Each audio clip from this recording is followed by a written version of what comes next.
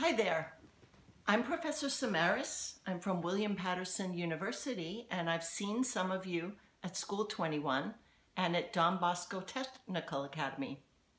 Today, I'm going to read you a book about a very famous artist, Leonardo da Vinci. This book is called Leonardo and the Flying Boy. Who is the author? Laurence Anholt. This is Leonardo and the Flying Boy. There were no spaceships or airplanes when Zorro was a boy. The sky belonged to the birds. But one man dreamed of something incredible. "One day, Zorro," he told his pupil, "people will sail through the clouds and look down at the world below. Anything is possible." Who do you think was saying that? The man with the amazing dream and a beard like a wizard was Leonardo da Vinci. Anything seemed possible to Leonardo's busy studio. He was a painter, a sculptor, a musician, and a scientist. Sometimes he showed Zorro his beautiful notebooks where 1,000 ideas spilled from every page. "We must try to understand everything," the great artist said. Here's Leonardo right here. My studio looks like that too. It's kind of messy. How does life begin? How does a plant grow? How do planets move? And how could a person fly like a bird? Leonardo was always asking questions. But when Zorro tried to read the books, he found them written back to front. That's because Leonardo wrote backwards. There was one place where Zorro could never go. One mysterious workshop where the door was always locked. No one was allowed in there except for Leonardo himself.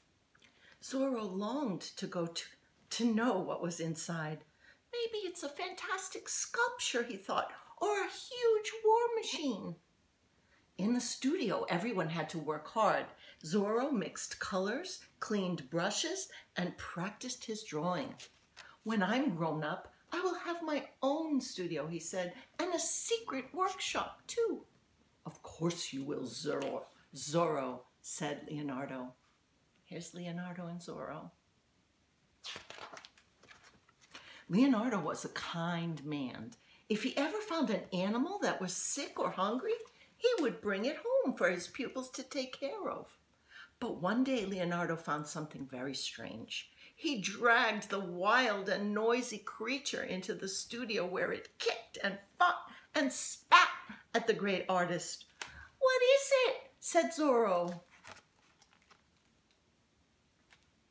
"It's a boy," laughed Leonardo. "A very wild boy. Here's the boy. He's never been to school and his mother is too poor to take care of him. She begged me to give him some work before he ends up in prison." The wild boy grabbed Leonardo's hand and bit very hard.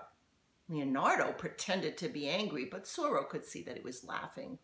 "I'll call you Soleil," said Leonardo. "It means little devil, and that's exactly what you are." Do you know any wild children? What does wild mean?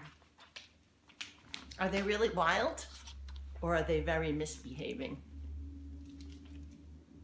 So Soleil came to the studio, and although he was a bad boy, everyone grew to like him.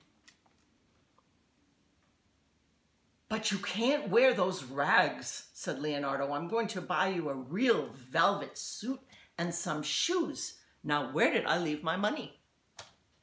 They searched high and low until at last Zorro found the money hidden in Soleil's filthy coat. Zorro couldn't believe it. Who would dare to steal from Leonardo da Vinci? Who do you think stole? Day after day, Leonardo dreamed up inventions of every kind. Zorro was amazed to see Can you see these inventions? A parachute, a bicycle, a war machine, a gadget for walking on water, a life preserver, and a diving suit. Once he built a machine for cutting and polishing glass and made himself a pair of spectacles. Now I can keep an eye on Soleil, he said. Can you see all those inventions? Early one morning, Leonardo took Zorro into town to look for some interesting faces to draw. When he noticed someone especially beautiful or especially ugly, Leonardo would follow them, making dozens of sketches. They came to the market where a lady was selling birds in tiny eggs. Leonardo looked at the birds. Then, to Zorro's surprise, Leonardo bought them all. What is he going to do with the birds? Leonardo told Zorro to open the cages. Everyone stared. What do you think happened with the birds? Flew out of the cages. There they go. Freedom. A bird should be free, said Leonardo. Look, Zorro, can you see how their wings push against the air? It gives me an idea. What is the idea, do you think, Leonardo got from the birds? Leonardo began, I'm going to take off the cover, to run. As soon as he got home, he locked himself in the secret workshop again. Zorro could hear him banging and hammering from inside. Hour after hour, Zorro waited. But Leonardo wouldn't stop for food or for drink. What on earth was he building? It must be something incredible, Zorro thought. Zorro fell asleep, waiting. Wonder what he's building. Do you have any ideas? Leonardo began a wonderful painting called, what is this painting called? The Mona Lisa. She had to sit for weeks without moving, so Leonardo paid acrobats and musicians to keep her from getting bored. Zorro stared at the dreamy green mountains and the twisting rivers. Those were behind the Mona Lisa. Surely no one has painted something so perfect, Zorro thought. The face in the painting was smiling, a mysterious, gentle smile. Have you ever seen the Mona Lisa smile? You should open that on your cell phone or on your computer, and you can notice that no matter where you go in the room, it looks like Mona Lisa's eyes are following you. Suddenly, Soleil crept up behind him. Come with me, Zorro, he hissed. I'll show you something more interesting than the Mona Lisa. Soleil looked very suspicious. He dragged Zorro out of the studio and quietly down the stairs. At the door of the secret workshop, Soleil pulled out a big bunch of keys. You stole them, gasped Zorro. Leonardo will throw you back on the street. Soleil stole the keys. Soleil only laughed. Zorro knew he shouldn't be there. He should turn and run, but he just had to see the room inside. What do you think they saw inside? What was Leonardo building? He was inspired by the birds to make a flying machine. Zorro couldn't believe his eyes. An extraordinary machine filled the room. Its wings were like a great eagle. Help me pull it outside, ordered Soleil. If we wait until Leonardo is ready, we will never fly. Anyway, you are the only one small enough to fit in the machine. It was made for you. You will be the flying boy. Do you think Zorro should follow Soleil and be the flying boy? Or do you think that might be dangerous? Leonardo will be furious, whispered Zorro. Not when he sees you flying around the studio. shouted Soleil. Come on, help me. So as Leonardo worked upstairs, Soleil and Zorro hauled and dragged the heavy machine out of the workshop. Uh-oh, uh-oh. Along the streets and far into the fields. Soleil pointed to the highest hill. Oh no, as the sun set, they reached the top of the hill. I think it might be time for Zorro to say N-O, no. What do you think? Now, pointed Soleil, just lie in here. When you pedal, the wings will flap. Oh boy, Zorro was shaking. He felt ill. Maybe the machine isn't finished. We should be patient. But Soleil was already strapping him in, Zorro into the machine and dragging it towards the edge of the hill. Look at that hill. That looks super dangerous. Uh-oh. Suddenly there was a great gust of wind, and off went the flying machine. Zorro looked down. He was sobbing with fear, but for a few seconds, oh, he could fly. He could fly. That must feel really great. There he is. He looks scared though, doesn't he? It works, shouted Soleil from far below. But something was wrong. Oh no, the bird was too heavy. Zorro pedaled and pedaled. You see what he's doing? Here he is over here. And he crashed into a tree. Oh God. Oh no. Hope he's okay. He screamed and fell and crashed. Oh no. Leonardo pulled Zorro's limp body from the wrecked machine and carefully carried him home. Oh no. There's Zorro. And here's Soleil. How do you think Soleil's feeling now? Not very good. Zorro was lying in bed. His legs hurt. His head was bandaged.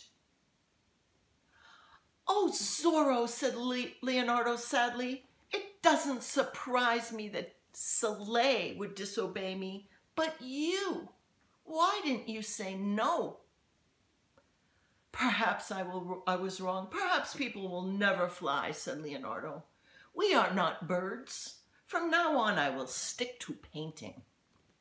No, said Zorro quietly. Remember what you told me. One day people will fly. The machine was very heavy, that's all. Oh, that's an idea. Was the machine just too heavy? Leonardo thought for a moment, then he jumped up. Yes, he shouted, and the wings should be longer, like this. And he threw open his notebook and began to work slowly and patiently until a beautiful drawing appeared. And while he worked, Leonardo began to smile, a mysterious, gentle smile, as if he could see far into the future, where boys and girls, just like Zorro, would sail through the clouds. What do you think Leonardo drew? An airplane.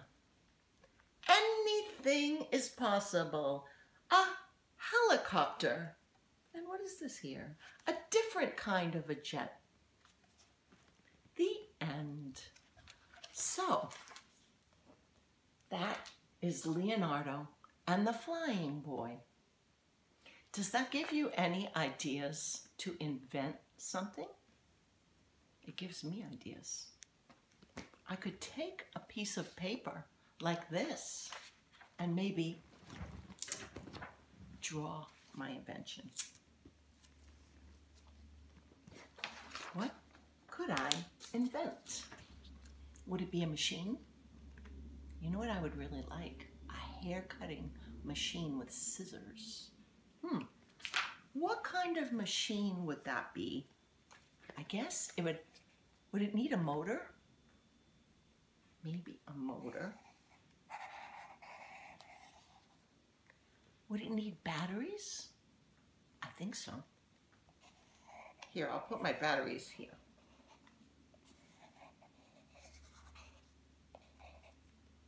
See my batteries? You don't have to draw this. I'm just brainstorming. Does it need some wires? There's some wires. Over here, it needs scissors. We have to connect them to the wires, right?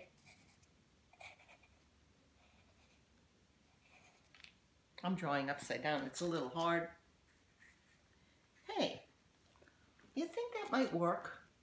A machine with scissors to cut my hair? I like to pretend I'm Leonardo da Vinci and invent things. What about you? What will you invent? I look forward to talking to you again next time. Maybe you can show your art teachers, Miss Ford and Miss Kominsky, what you invented when you do your packet work. That would be pretty amazing. Okay, goodbye.